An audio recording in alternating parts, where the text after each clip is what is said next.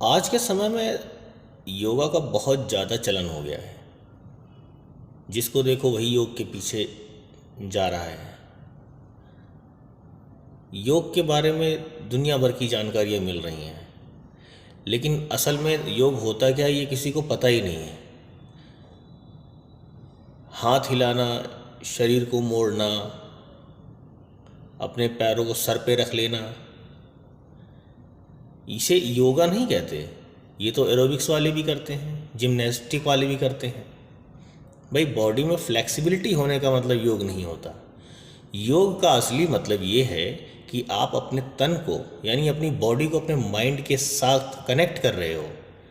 जब बॉडी और माइंड का कनेक्शन स्थापित होता है तो उससे जो ऊर्जा निकलती है, जो एनर्जी निकलती है, उससे होने वाले जो प्रभाव, जिससे आपकी बॉडी को सकारात्मक इम्पैक्ट मिलता है, पॉजिटिव रिजल्ट मिलते हैं, उसको योगा कहते हैं।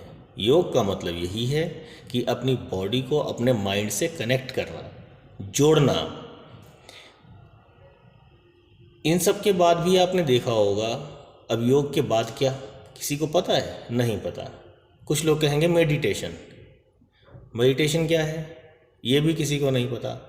भाई, सिंपली आप आंखें बंद करके बैठे हुए हो, बैठे रहो। ध्यान का मतलब क्या है?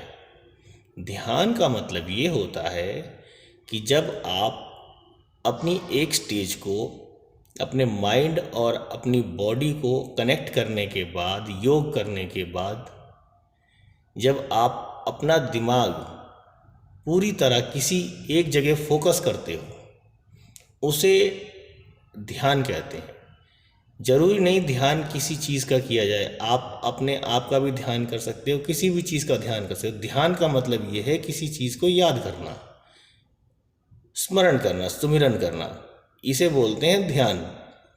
तीसरी स्टेज आती है समाधि की, जिसमें आप अनंत शून्य में विलीन हो जाते हो। यानी आपको आपके माइंड का, आपकी बॉडी का ध्यान ही नहीं रहता। योग, ध्यान, ये सब पीछे छूट जाता है। फिर आप चले जाते हो समाधि की पोजीशन में, जो स्थिति है समाधि की उसमें। यानी आप अनंत शून्य को देखते हो, महसूस करते हो, उसमें आप लीन हो जाते हो। आपको दुनिया से मतलब ही नहीं होता, बस इतना ही मतलब है।